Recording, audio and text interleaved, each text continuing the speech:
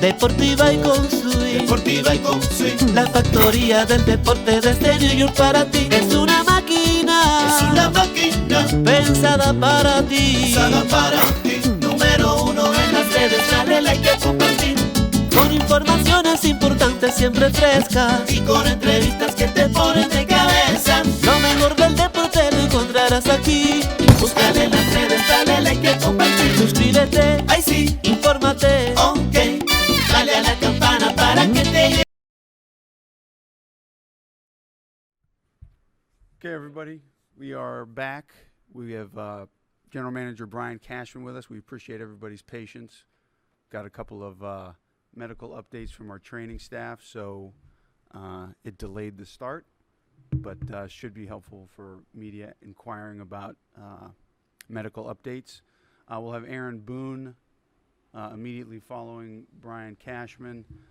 As a reminder to everybody, we'll please use your raise hand function at the bottom of the screen.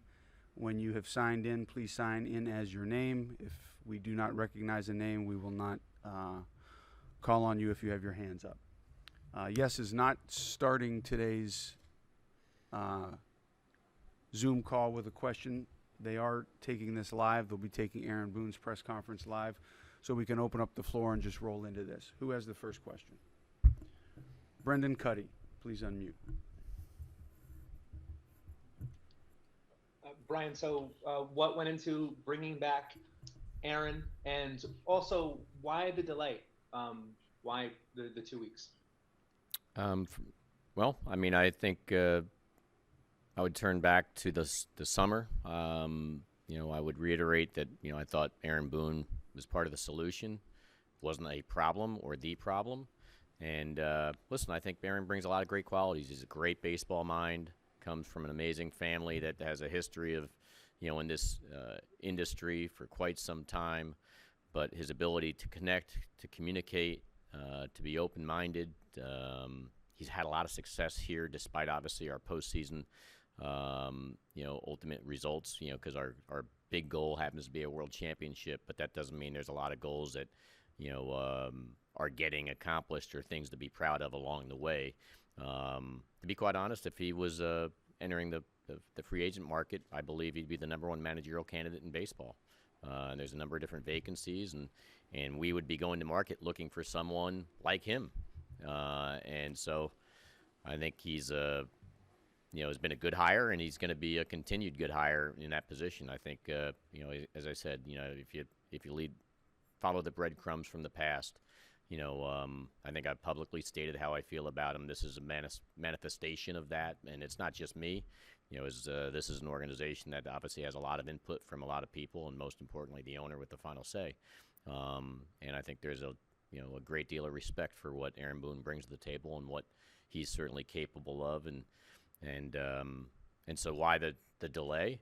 We had to wait for the season to end ultimately, and then have a lot of dialogue above, and then ultimately, you know, like anybody, they have an agent. We had, you know, so I was negotiating with his agent in representation of Adam Katz, and then clearly we had some changes in the coaching staff too. So there was a lot of discussions to have, whether it's, you know, contract term adjustments along the way, and so I think, you know, everything all in due time. You know, it's you know, like anything else, it's not like it's as quick as just flipping a switch and you just get it done. There's a lot of details to work through, conversations to have, and boxes to check along the way. But like I, at least from my perspective, there was never a doubt or an intent to have Aaron Boone back here. It just came down to working through it and making sure that, you know, I was going to get the sign of the cross from other powers that be at the same time. And when we actually got together after a little bit of time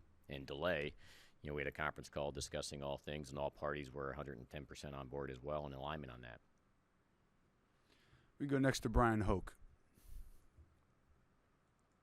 Cash, you've clearly made some changes on the coaching staff.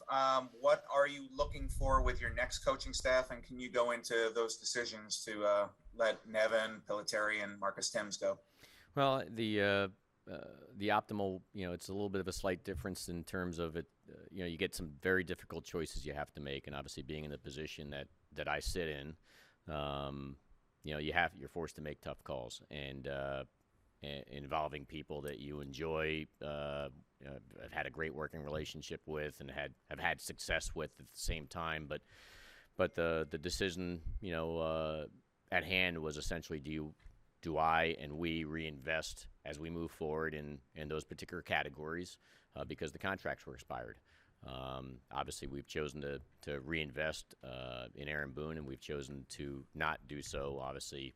And I've made Marcus Timms and PJ, as well as Phil Nevin. I had those difficult conversations, letting them know that we are going to look to open those positions up as we move forward. And they're tough calls. I mean, they really are. And it doesn't mean like anything else. When you're in a leadership position, you have to make decisions that you hope are going to serve you well, and as you move forward and try to find higher ground. And the challenge always is, sometimes those decisions are for the betterment, sometimes they aren't, but that was obviously upon us right now. So listen, I think they possess a great deal of ability. They're good baseball people, but ultimately we're going to be looking for some other options in those categories, and those conversations will take place now with Aaron Boone about how the staff will emerge and evolve as we move forward. But ultimately, I had to get Aaron done first before we can continue those conversations. And so I'm happy we've done that. But yeah, they were difficult calls to make. But hopefully, it'll serve us well as we move forward. But we'll see. Eric Bolin, you have the next question. Cash, you said that you guys as an organization saw Boone as part of the solution, not part of the problem. What organizationally do you see as the problem, if you see one at all? Well, like every year, we're proud of some of the many successes we've had. Certainly, I don't want to deteriorate or take away from obviously the fact that we are a postseason contender. And at times, maybe not as much this year, even though we got in as the wild card and got knocked out abruptly. The fact that in many cases, there's times that people believe that's not the team that you want to play because they have a chance to, do the whole thing, which is our ultimate goal. But in terms of this particular program, the 2021 year, there was certainly a lot of frustration that, I'm going to take responsibility for because it's my operation. We went backwards in categories that certainly didn't see coming or expect. Obviously, two of our areas of strengths were supposed to be our bullpen and our offense going into this season. And then obviously we went to trade deadline and try to reinforce and stuff. Our offense completely went backwards, went from typically a top 2 offensive and runs scored on a yearly basis to finishing 10th in our league this year. With a lot of different categories that were, flashing red lights of, alert, there's problems here, and tried to solve those problems. But, as you go into being a leader of an operation, so I'm head of baseball operations, you always want your strengths to remain your strengths, and you want to attack your areas of weakness, and to do the best you possibly can in that category. And while doing so, all of a sudden, to our surprise, as the season started playing out, our strengths were no longer our strengths. In some cases, injury related. I think we have an idea now why DJ LeMahieu, had the year he had. He was battling a core injury that he's now had. He's gotten surgically repaired. It's an 8-week recovery. Dr. Myers did that in Philadelphia, and so obviously he'll be ready to go by spring training. Obviously in the bullpen we had some issues, whether it's Zach Britton amongst others. Those were the areas that kind of were a surprise. But in terms of personnel, I'm in charge of personnel. I'm in charge of bringing, the best talent I possibly can. And there was maybe at times, again, this was a tough team for some reason to figure out. This was a year that I would say might be my toughest. Every year you come through and have some, successes and failures, and you kind of you do your debits and credits at the end of the year. But this particular year, I feel like, and maybe it's not the case, but I believe it is, it was my toughest year trying to understand, and I think I speak for us all in the operation, whether you're in the front office, on the field staff, and including the players, because I've had a lot of touch points with our players personnel too over the coming last month, including through yesterday, and we'll continue to try to figure out what ails us. But it was somewhat of a Jekyll Hyde. It was, at times looked unstoppable, but many other times unwatchable, because of the streakiness and the lack of consistency, and trying to unpack that, trying to solve that on the run. Clearly was able to get to a wild card berth in a 92-win season, but certainly that's not what we're about. So ultimately, back at it again. But that all falls on my responsibility to figure out, where I went wrong, and I certainly have certain categories that, I'll say this in a blanket statement. We will be open-minded to everything and anything on this roster, as we should be, and I'll consider. I don't know what our budget's going to be financially yet. I haven't gotten that from our ownership, who's obviously been very dedicated and trying to put the best team on the field possible, but there's certain things that really were, head scratching and frustrating, and there were, again, as I said, that all of that falls on my responsibility, and so I'm going to be looking to upgrade, as I always do. You want to make sure your strengths remain your strengths and attack your areas of weakness, but there's certainly, after this 2021 season, there are some areas of weakness that have popped up in a lot of categories that did not exist prior to this year, and so we got to really determine whether those are systemic or if they are obviously aberrations, and then also here's the biggest key is go to the marketplace, whether it's the free agent marketplace with the available dollars we have before us, measured with the current commitments, or go to the trade market and see how we can solve that with what's available in the marketplace. And hopefully, obviously there'll be some legitimate choices to reconfigure in certain categories, and if we can, I'll be in a better position to provide Aaron Boone with maybe a more flexible roster that he can go to war with. Go next to Pete Caldera. Brian, how do you evaluate your shortstop position going into 2022? Do you feel like you'll have to go outside the organization to solve that position? And if you do, is that a stopgap situation waiting for your prospects to come up? Yeah, bottom line is shortstop is an area of need, and it's going to be. We have to address it. I think, obviously, the way things played out this past year, you turn the clock back to 2020, it was a COVID-shortened 60-game season. It's not necessarily easy to assess or wrongfully, assess where that position sat.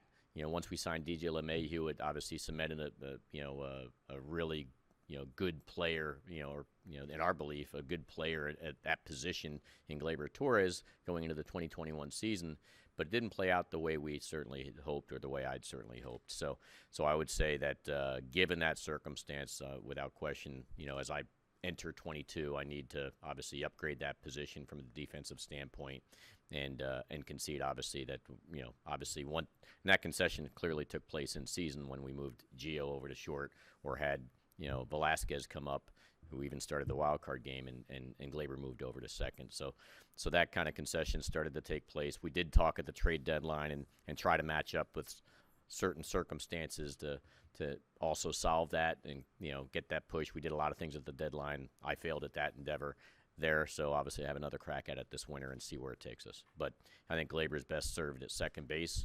in reality, and we'll see where that takes us, as I said. But yeah, it's definitely an area of need for us. Lindsay Adler, you have the next question. Brian, do you anticipate other changes coming to your coaching staff or your front office?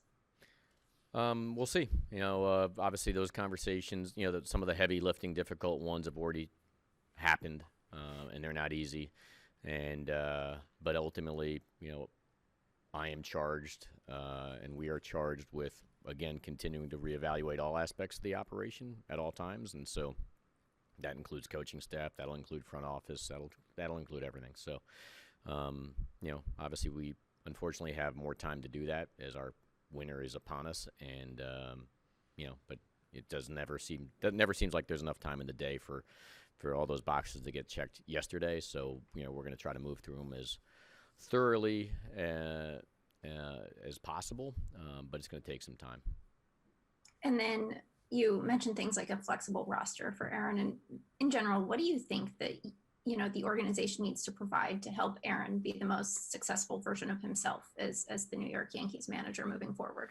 Well, I think a manager's only as good as the players he's got, and I think Aaron's pretty damn good at his position, and I think, and as I've talked to players on our club, obviously, we need to demand, excellence from them in all categories and find ways to extract that out of them, but I also need to find, as many great teammates to surround them with, whether it's, big names or small names or medium name type, people in the industry. So it's just, again, all of it's going to depend on it's not my first rodeo. Go to the marketplace, evaluate what's really available and what's obtainable and measure that against our available, dollars. We certainly have a lot of commitments here that we're married to, and then see, obviously, if there's matches in the trade market and or free agent market with the available dollars we have, all yet to be determined. But ultimately, clearly I acknowledge that we're not as athletic as we'd like to be, and certainly not, as contact-oriented as we'd like to be. I tried to address some of that with, Anthony Rizzo, for instance, was an import in season. He's a high-contact guy, one of the better ones in the game. Kind of matches when we did the DJ LeMahieu acquisition to try to offset some of the other stuff that we have in the lineup. Joey Gallo's very athletic, and so, and we got some balance in the lineup, but we'll continue to evaluate all the available choices in the marketplace to us. Rizzo's obviously a free agent now, or will be, and so we'll just continue to try to evaluate what's available, how those pieces may fit, and how we can configure in a way that gives Aaron Boone, on both sides of the ball, positionally and pitching wise, the best opportunity to have the massive success our fan base deserve. Dan Martin, please unmute. Brian, do you see Gary Sanchez as the starting catcher going forward? We'll see. We're going to evaluate all available options. Obviously, we have two catchers in Gary and Higgy. And in Gary's case, he's, I think he definitely came a long way defensively with a lot of hard work put in, tailed off towards the end on that aspect. He's one of the better offensive catchers in the game, but ultimately we'll have to evaluate, the marketplace at every position that we currently have a player clearly at, and if there's something that makes sense as we move forward, we have to take careful consideration at it, whether it's catcher, whether it's shortstop, whether it's center field, whether it's making tough decisions trade-wise in other categories where we might have positions already filled. I just think we're going to have to be available and pliable on, and I like to think we always are on that. I know I had conversations with people in the past about like Gary and not moving on from Gary and it, at the catching position and I know one thing. I know Gary has worked his tail off. Gary has been so committed. I am, I know at times the results might not, be there, but I am proud of the fact that you got a guy with a lot of heart, a lot of care, a lot of effort, and then sometimes, obviously, if something happens, it blows up on it magnifies it and takes people back, and understandably so, to maybe some years gone by, but. He worked his tail off all year to put himself in a position to be an improved player for us at that position this year. And for the bulk of the year, that showed. And then at times of the year down the stretch, it maybe deteriorated a little bit. But it's a tough position, and you're measured against your peers. So obviously we'll be doing that, as we talk through it with Gary, with Higgy, and catching position is one of many we'll be certainly evaluating. I'm definitively telling you we're looking at shortstop, but we'll be looking at all positions at the same time. Jack Curry, please unmute. Brian, in Hal's statement about Aaron Boone returning, he said that the team needs to grow, evolve, and improve. How do you think Aaron can grow, evolve, and improve? Well, I mean, I think like anything else, experience, new, every year, every game. I remember years gone by. I think Debbie Timon, who's in our marketing department, obviously has been running that for a long time. She had the slogan back in the '80s: "At any moment, a great moment." So so I would pass along with experience. You get at any moment a new experience, a new moment, a new stimuli where you're dealing with something you've never had to deal with before. And obviously here in the pressure cooker in New York and being the manager of the Yankees now 4 straight years with various experiences, whether it's on, offense, pitching, defense, personal off the field, issues with players or contract walk years, all the above. I think all those things have served Aaron well. He's growing already and already has grown and will continue to grow. That's one of the reasons we're attracted to him is because,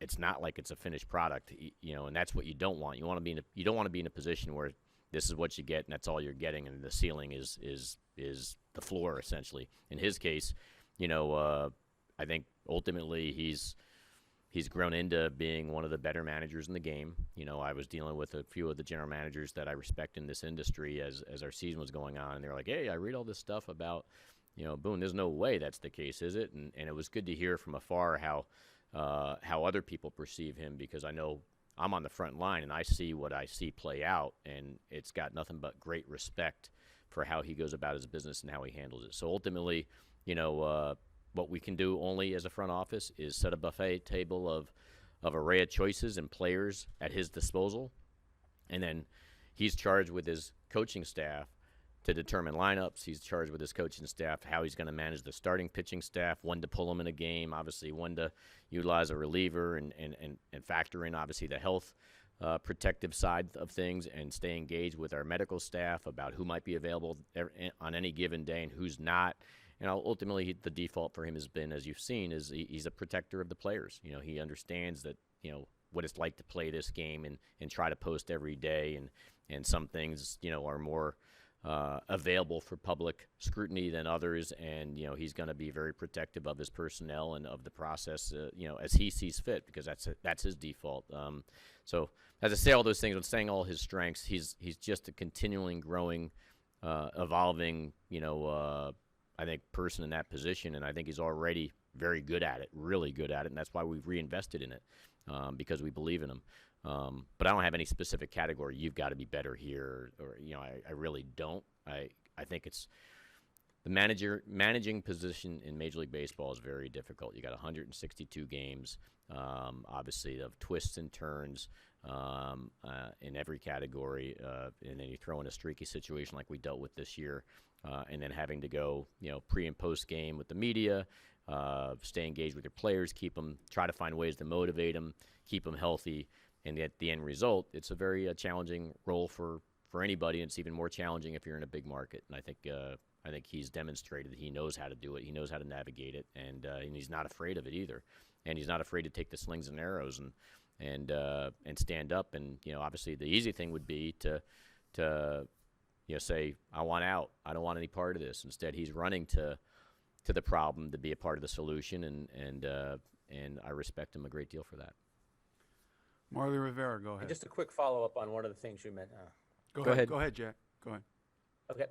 You talked about the information flow from the front office to the manager. That has changed in the amount of time that you've been a general manager. I don't have to tell you that. How do you think that the organization and Aaron handled that information flow and then the execution of whatever information he received?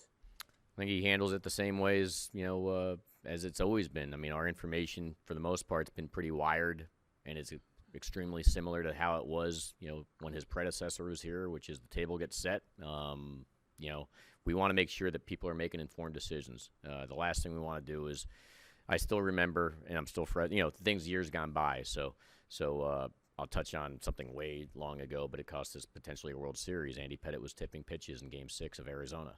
We had no idea, but the Diamondbacks did. We blasted, go to Game 7, have the lead in the 9th inning, lose it.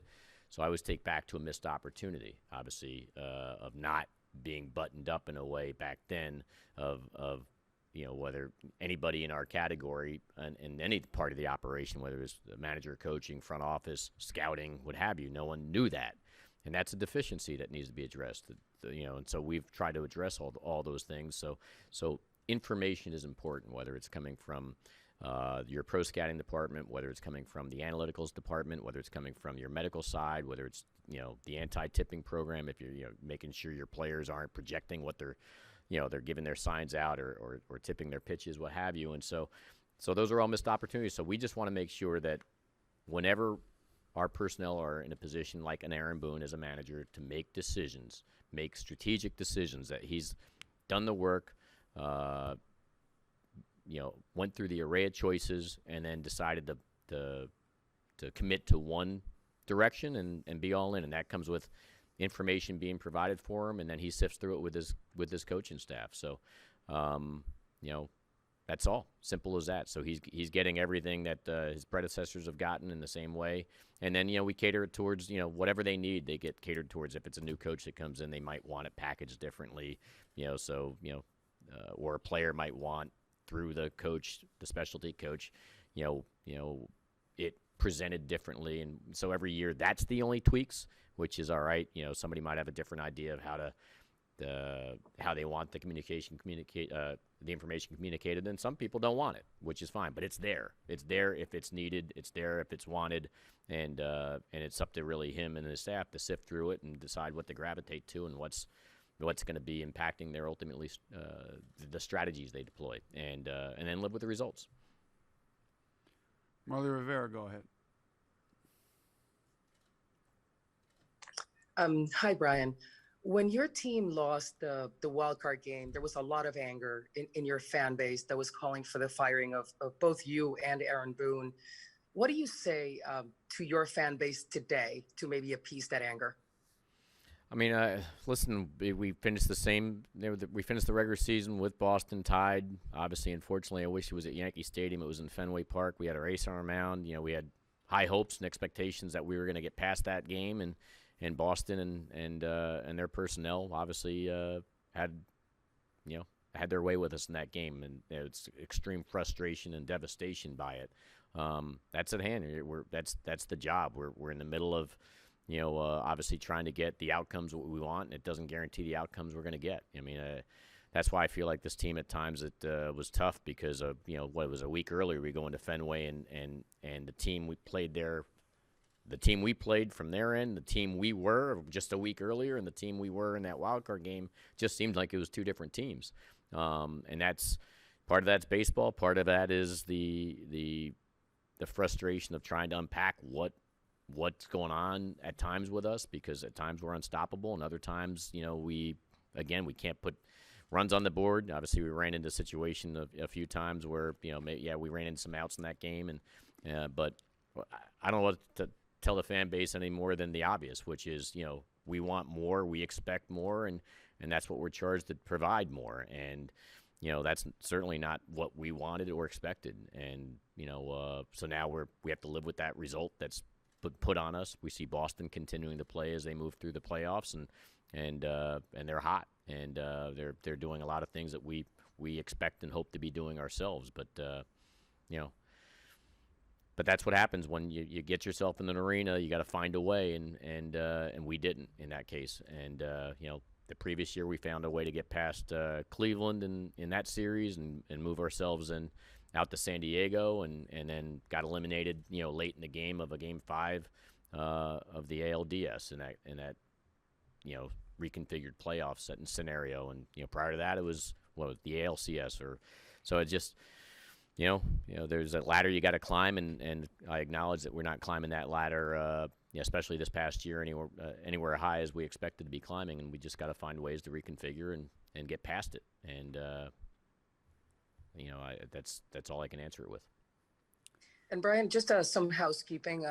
Jason mentioned at the beginning of the call that you had some medical updates, plural. So I just wanted to run through some of the guys that you had injured. If you can give us first some more details on LeMahieu, and then just if you can give us updates maybe on Britton, on Boyd, on Clark Schmidt, on Urshela, or I don't know, on Hicks, whatever you have, please. Thank you. Sure. So I'll run through. I sent myself an email so I didn't forget names. So since you've asked, I will answer. Jamison Tyon's going to have surgery on October 28th with Dr. Greisberg. Recovery time will be 5 months until he's back to pitching in games. So obviously, clearly, there's throwing programs and rehabs and stuff in between or towards the end of that. But the expectation is by 5 months he'd be fully operational and back to where he had been prior to the surgery. DJ LeMahieu had surgery last Tuesday to fix his core injury, the hernia. That was performed by Dr. Myers last Tuesday in Philadelphia. That's about an 8-week recovery. He's actually working out or rehabbing here currently at the stadium. Aaron Hicks is finishing off his recovery from his in-season wrist surgery, and I know he's looking or hoping he can play winter ball. But regardless of whether he does or doesn't, this should be resolved, by late November, if not December. Either way. Luke Voigt is resting and expected to be ready full bore from his knee soreness. So ready to be full bore, but there's no intervention anticipated or expected surgically on that. Tim LeCastro is currently 3 months post-op. He'll be running soon and hopefully be a player by the start of next season. So that's I'm not saying by the start of spring training, but the start of next season. Darren O'Day is currently rehabbing back in Atlanta and should be ready by the start of the season. Again, I'm not saying the start of spring training, but the start of the season. Obviously, he has a player option decision to make. Clint Frazier is in constant contact with our medical staff, on a weekly basis regarding the status of the dizziness and fogginess that he has experienced for far too long, as our medical team and other medical teams have been obviously working through that with him, and so they're staying in constant contact. He is back in Atlanta when that he transferred from our Tampa complex towards late in the season to return home to Atlanta. I think I covered everybody on that category. Okay, we can go next to Christy Ackert.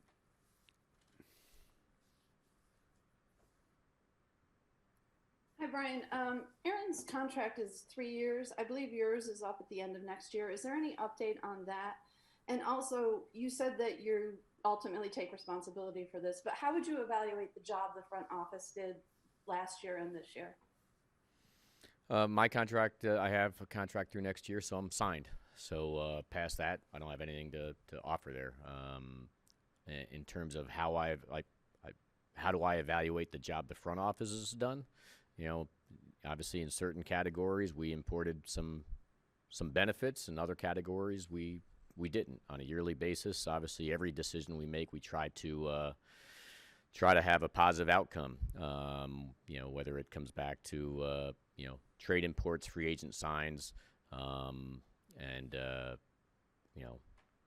obviously draft, international, all the above. But obviously I certainly didn't do as well as I'd certainly hoped on the outcomes of a lot of the imports that we had, both last off season and in season at the trade deadline. Some obviously were very helpful and impactful, and others weren't. It's as simple as that. You can obviously follow the bouncing ball on who was beneficial and actually improved us in a really good way, and then ones you'd rather have back.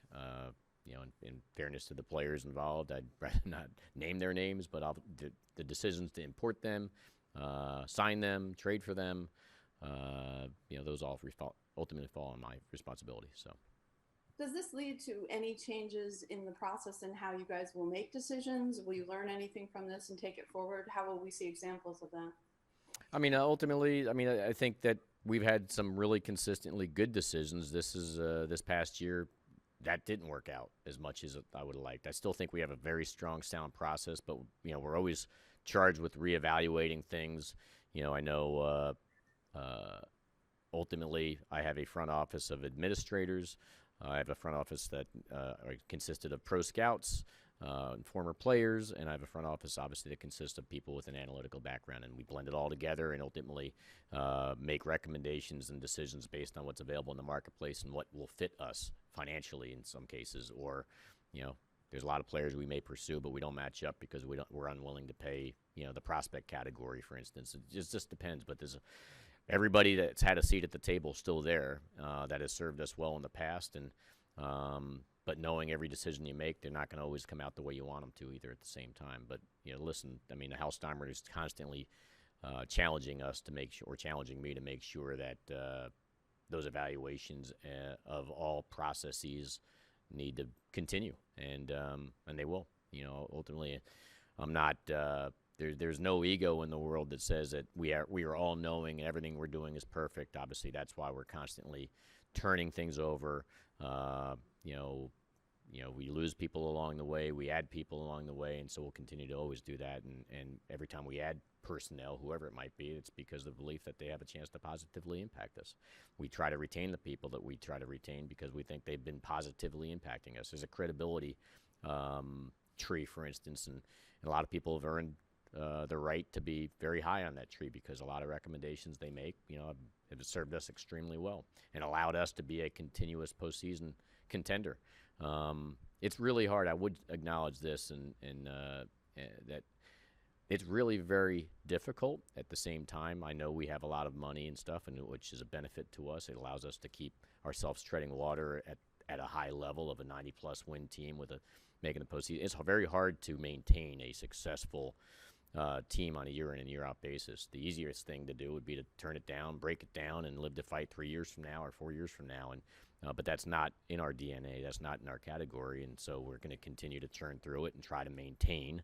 And that means, at the same time, foregoing in certain cases certain things along the way that other teams have a chance to do to, turn back the clock and live to fight another day. But that's not what New York is about, and that's not what Yankee fans deserve. They deserve a chance every year to take a shot at a World Series title by getting yourself in the postseason and seeing that, quote unquote, whatever can happen in postseason can happen. And you're seeing some of these things play out already, as you do every year. Teams get upset, and other teams move on, and their dreams continue. Our dreams obviously got short-circuited early. Unfortunately, in this year, the way our season played out, I guess it's less of a surprise that we got knocked out early than maybe some other years, because I would acknowledge in other years that we got knocked out where we had a legit shot to take a run at the American League title and represent the league in the World Series and see where that would take us. This particular year, I thought we had a chance to do some damage and maybe continue on, but it looked the way our team was going at times that it also could be a first-round knockout, and that's what actually happened. But as tough as that is, we got to reconfigure, and I got to take responsibility for the ultimate outcome. So, Thank you. Sweeney Murdy, go ahead. Hey, Brian, I want to kind of follow up on something that Christy was, I think, kind of getting at. There are times when your decision process is fairly transparent. When you had injury issues, you made changes to the training and the medical staff. The offense underperformed. You are changing hitting coaches. What's the evaluation process like for your analytics department? How do you determine their successes, their failures, their effectiveness? And do you believe you rely too heavily on that department in your overall decision-making process? I think our analytics department's very good at what they do. Ultimately they're charged with, in their specialty category to present player evaluation. Obviously, we have algorithms on our defensive shifts and a whole bunch of different levels where analytics plays a role in not just our particular operation, but obviously all operations throughout the industry. And I think they've served us extremely well. They're very good at what they do in their category, and they'll continue to be, pushing their narratives. And then separately, we have our pro scouting where our scouts go out and about and do their advanced scouting and their pro assessments. We have our amateur world as well, where the analytics blend into all of that, from the development side to the amateur scouting side to the pro scouting side, as well as the managerial strategies that could at least an array of choices that will be levers for him to pull if he so chooses. They're really good. The people we have served us well and allowed us to maintain a successful, consistent playoff caliber team and a World Series potential contending team on a year in and year out basis. And so they have a hand in that, just as our other parts of the operation have a hand in that success. I know what you're getting at, because I do, and we've talked about the analytical world and how much it is or isn't impactful. I think ultimately, from the operation I'm running, it's a buffet table that gets set for our staff, and it's an information that they can pick from. It's not dictated to.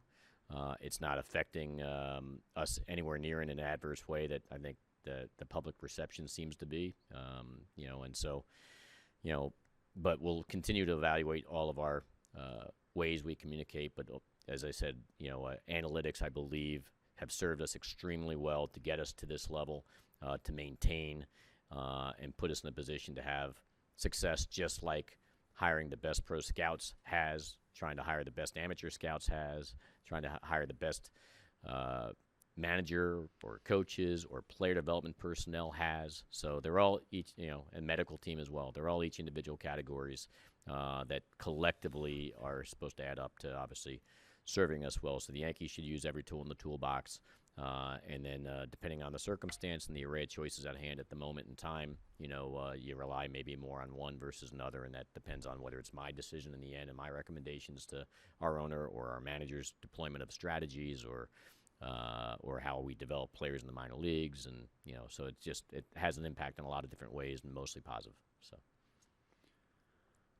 Ron Blum, please unmute. Hi, Brian. How much does not knowing what the threshold is going to be, or even whether there's going to be tax, complicate your plans on making moves this offseason?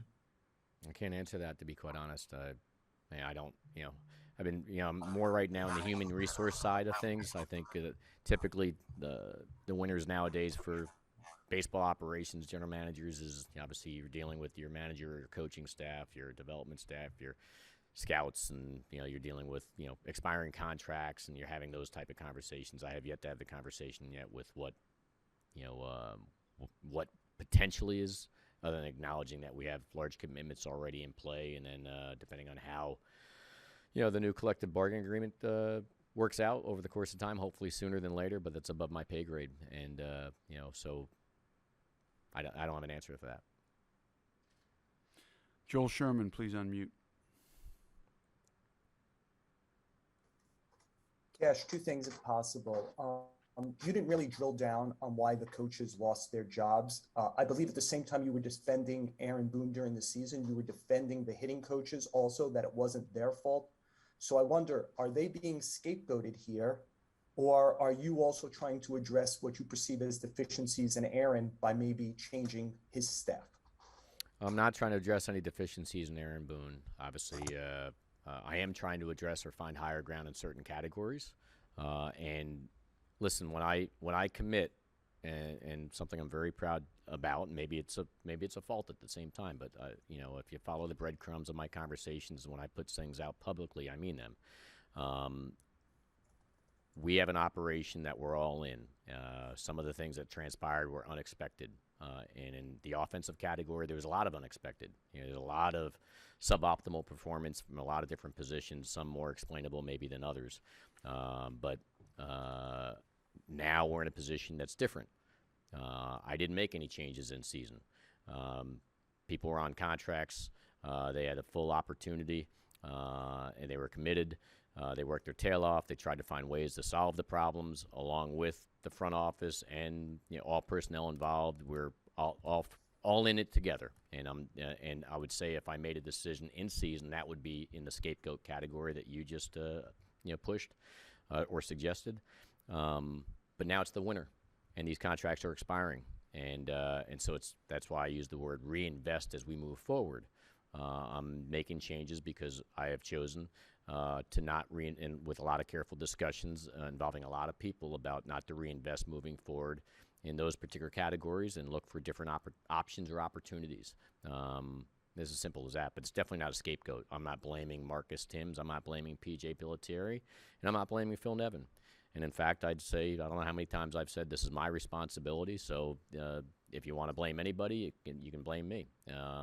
If that's scapegoating me, then it's scapegoating me. That's what I'm doing, But I'm not blaming them. But I am charged with, obviously no different than if you have to make a trade in season or whatever. Every move you make is not blaming the player that's going out the door. You're trying to be better or find higher ground.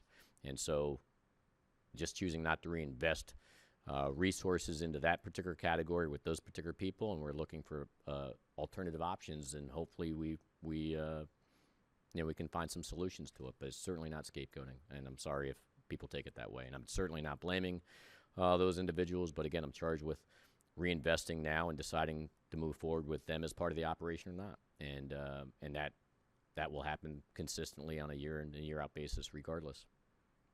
Cash, the other subject was you said you were caught off guard by some of the stuff that happened this year. I suppose specifically on the offensive end, but you detailed 3 specific areas, which was Gleyber at shortstop and maybe lack of athleticism and lack of contact is what you detailed. Those were not things that kind of snuck up on you. There certainly have been questions if Gleyber was a shortstop, if you had enough athleticism and you had enough contact in your lineup. Why did you not pivot away from that? And do you think that's reflective at all at something that needs to change in your front office about sticking with certain things along the way? Well, you and I have had this conversation before, so I'll reiterate the same one we talked earlier about, and we can agree or disagree or what have you. So it just comes down to the array of choices that are available to you at the time. So, for instance, Gleyber Torres, once we signed LeMahieu, and I use LeMahieu as an example. So as you just discussed about the contact, and it's not sneaking up on us. Well, we imported LeMahieu because of his contact ability, a number of years ago, and that became with great consternation from curiosity of why are we doing that?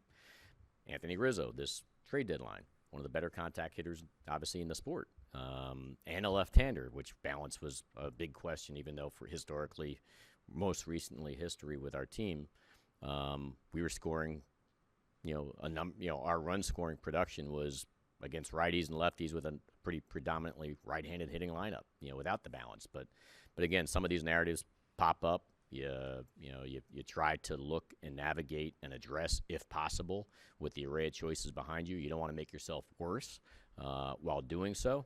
So when we signed LeMahieu, it cemented Gleyber at short.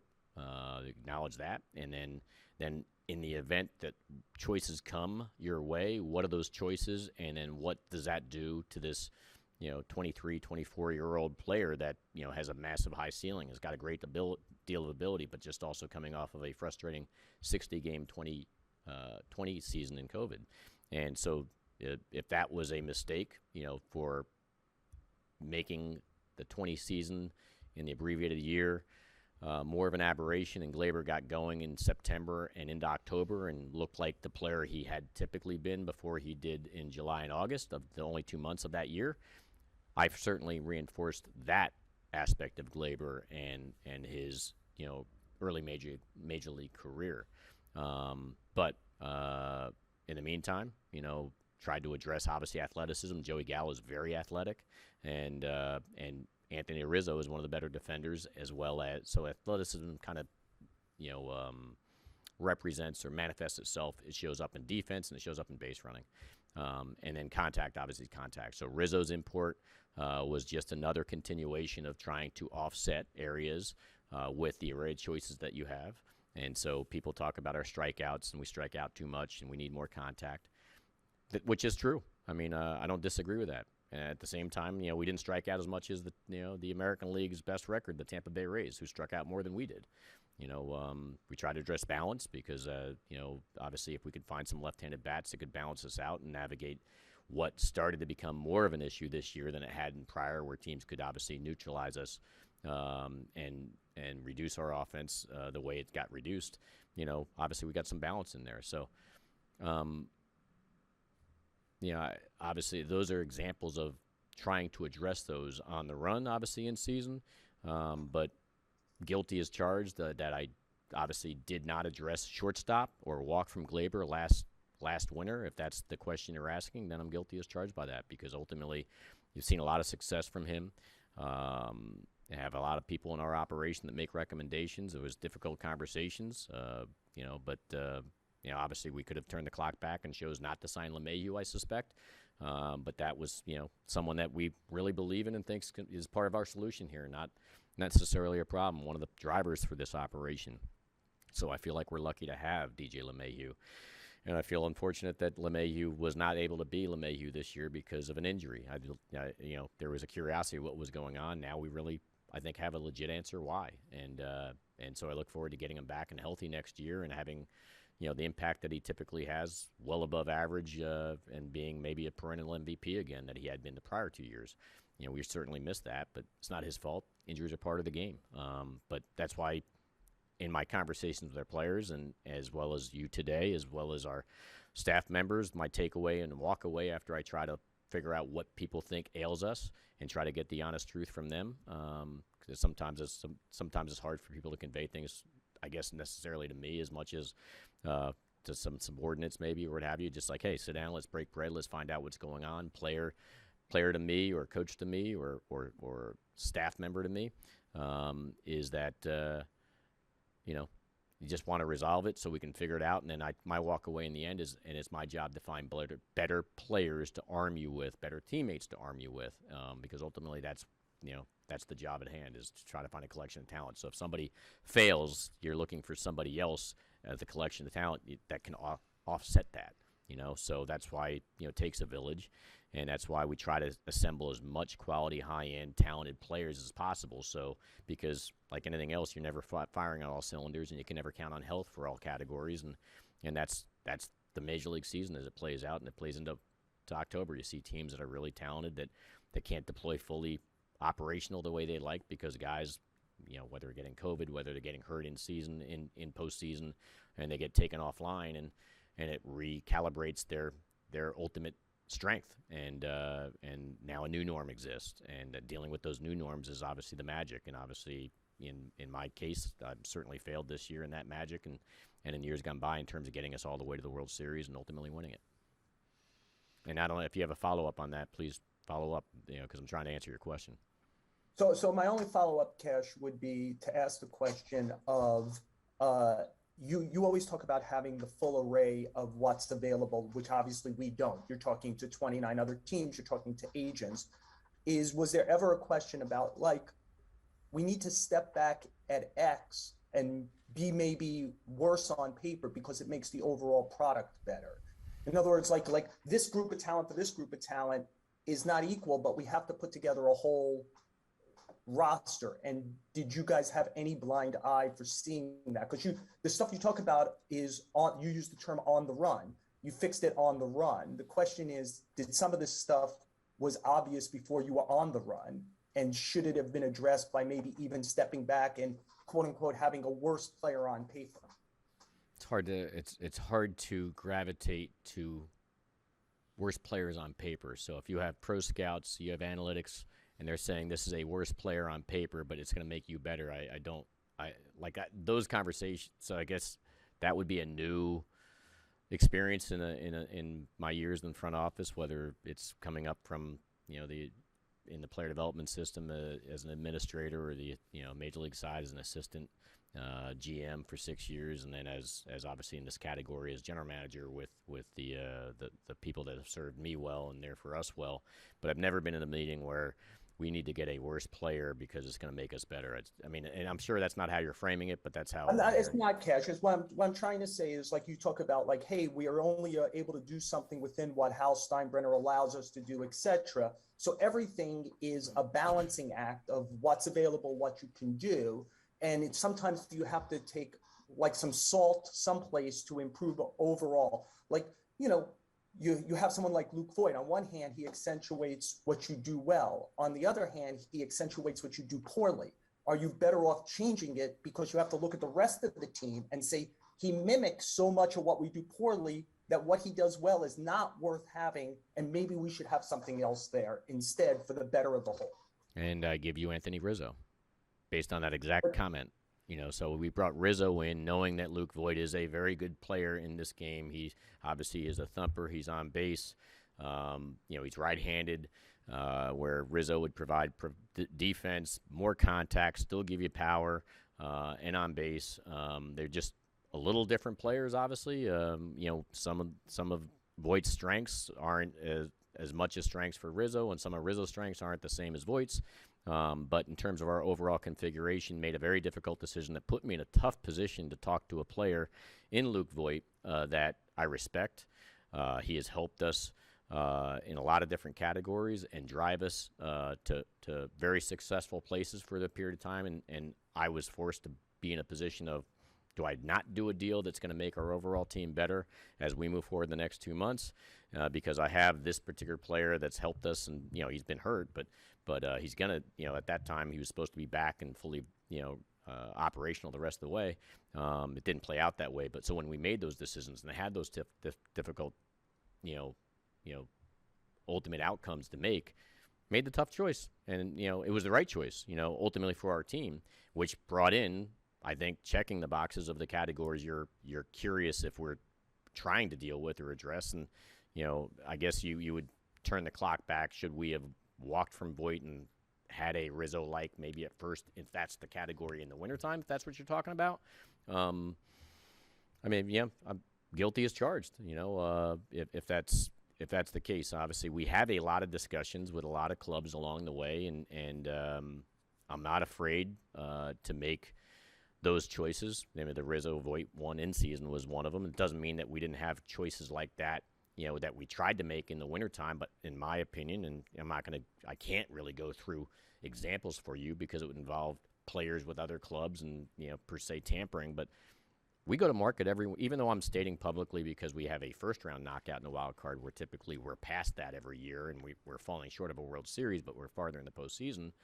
Trust me, even though you may not want to, we have those difficult conversations in the winter. We have them in spring training, where we have players that we really value and have served us well, but we are having conversations that if we could get that, it could reconfigure us, make us better, maybe more athletic, whatever, give us more payroll relief, whatever, give us more contact, whatever. Those efforts take place. Just because we don't at times get a resolution like we did in season with Rizzo doesn't mean those efforts aren't there. You just can't see it, or you can't measure it unless it leaks out. And then I can't necessarily acknowledge it too easily at times either. But listen, I got to be better at what I do. I also think, despite the onslaught, we're pretty good at what we do at the same time. And it's the balancing act of, are we good enough? The answer is no. Do we need to be better at what we do? The answer is yes. Do our fans deserve the best of the best? Always. I'm proud of what I've accomplished, and I regret of what my failures are. And all I can do is, just like I try to attack the areas of weakness on our roster and hope the strengths remain the strengths, I promise you that we do the same thing in the front office, and we have very difficult conversations.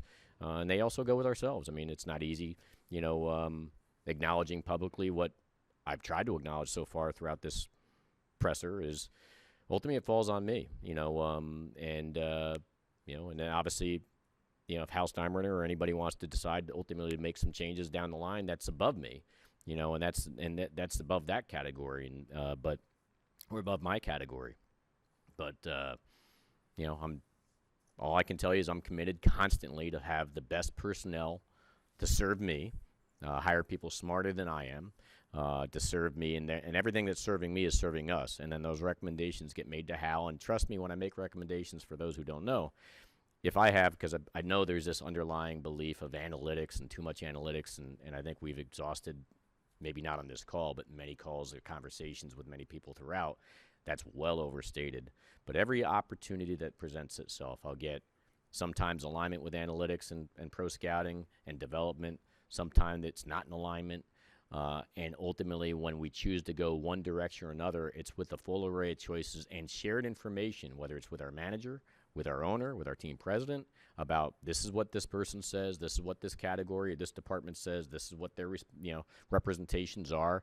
And no different than Aaron Boone having decided to pull a starter too late or too early, or pick this reliever versus that reliever, or pinch hit or not pinch hit, or deploy this particular lineup versus that one. It's the same goes on in the front office, where we're constantly, obviously, having to make those difficult choices and peel the onion. And then when the dust settles, you have to live with the results. The results have been pretty good for a long time, but not good enough, obviously, with the ultimate outcome for a World Series. So I'm not sure, anybody. I'm open to have more conversations about it, and with anybody. And trust me, I'm having conversations with the people, the powers that be, always. And that's not different today than it was before our first round knockout this year. Because ultimately, that's on the ownership side, that they have those demands, as well. And I try to honestly answer everything always and make sure that they have the full information so they can make the best decisions for their family and this fan base from much higher level than I am. We're going to take one or two more. We're at about an hour. Aaron Boone's been waiting patiently. Dave Lennon, please unmute. Hey, Cash. Money has always been a strength for the Yankees, and you guys have spent a lot of it when you've targeted players you wanted. Recently, Garrett Cole, obviously, with a record contract. Then also, you guys make trades that you laud for being payroll neutral, which keep you under the payroll tax. So I think there's some confusion. Is Hal all in spending-wise to win a World Series, or does that luxury tax remain very much a priority as well? I think that's kind of the mixed message. Should you guys, or should you convince Hal, or should that be a part of you guys to fill these deficiencies more aggressively financially, even if it means having the payroll go higher? I mean, at the end of the day, I don't want to speak for Hal Steinbrenner, but I don't know how to run a business. It's not my, I obviously, I guess in some cases people want to say I don't know how to run baseball operations, but that's what I do. That's my supposed area of specialty, right? So I'm not here to. I'll give you my opinion. It doesn't mean it's correct, but Hal Steinbrenner has a fiduciary obligation to run this business, and it's obviously also has the component from a family standpoint in the Steinbrenner legacy, and obviously winning and delivering. And that's a balancing act. There's a lot of pressure points that come with that, and certainly revenue sharing and luxury tax, and then you throw in the COVID pandemic and everything else like that as you manage through this thing. This man and his family are dedicated to delivering a successful team on a year in and year out basis that can have at least the belief that it has a chance to compete and win a World Series, and at the same time have obligation to their investors and run the business in a sound way that does not put, I'm sure, any of that in jeopardy. And so I can just tell you that, yes, luxury tax and revenue sharing and all those things, I'm sure, in most worlds are real. They were put in place for a reason. Years gone by. And I'll let the commissioner and the players union head speak to the reasons why, and as they continue to negotiate the new world order as they move forward. But they were put in play for a reason, to create balance between the big markets and the small markets. And yes, at times we've gone over to go all in, and at times we've had to reconfigure and pull back.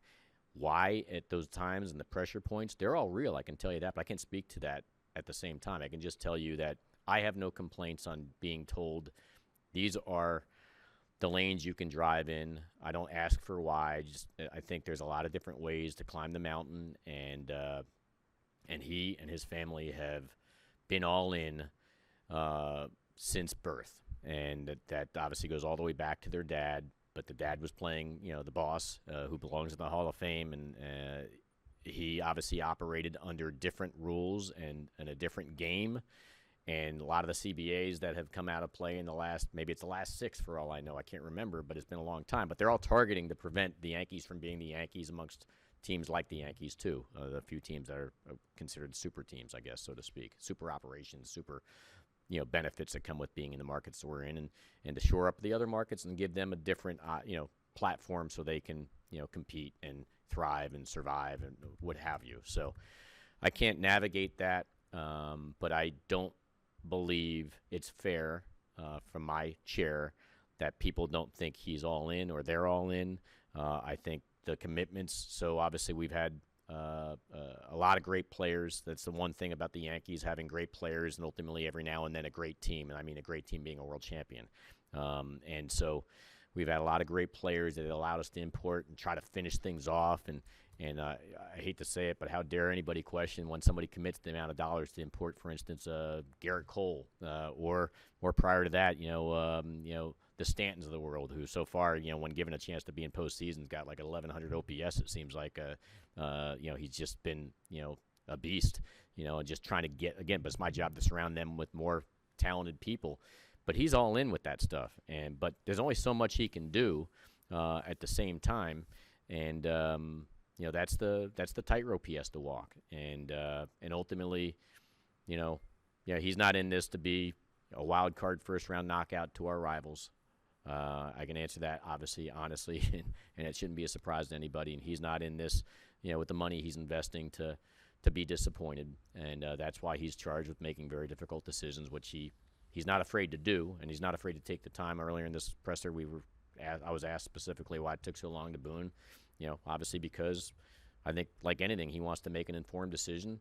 He wants to take a step back, absorb everything around, not make an emotional decision, and then process everything around him and talk to a lot of people. And it's not just me. I'm sure he relies on a lot of different people to get his avenue, but I would defend him and his family to the fullest. They are all in, and these pressure points are real, and they, in most cases, I would say I'd say that we are operating well above and beyond the norms always, and on a consistent basis. And and maybe somebody can throw the Dodgers' most recent run with their ownership out as an example of, well, they do it differently. Well, that might be a unicorn. I don't know. I mean, but he's gone above and beyond. Some years and other years he's had to pull back, and there are all reasons for that. And it's it's based on his individual information that as he's trying to run a business and honor his obligations and make sound judgments and react. And on top of that, as I restated, he carried our employees for a long time when a lot of places were letting people go, and he's had to make very difficult decisions. And he's a good, caring person that has obviously everybody's best interest in heart, and that's a heavy burden to carry. But I don't think I have any more to add than the fact that I would disagree with anybody saying he's not all in. But I can tell that at times there's frustration that fans want because they don't have to live in that world. That they just want a winner, and that's what we all acknowledge. They're here supporting this team and pushing those pinstripes. For better or for worse, and they don't want the worst, they want the better, and they want the best. And but trying to deliver, that's obviously the trick, right? And obviously that's the goal, and that's the effort, and that's what I got to get better at, obviously. So thanks, guys. Okay, everybody, I know there's a lot of hands up, but it seems like he'd answer one and 3 more would be raised. So we're well past, I think, an hour now. We have Aaron Boone waiting patiently. Cash, thank you for the time.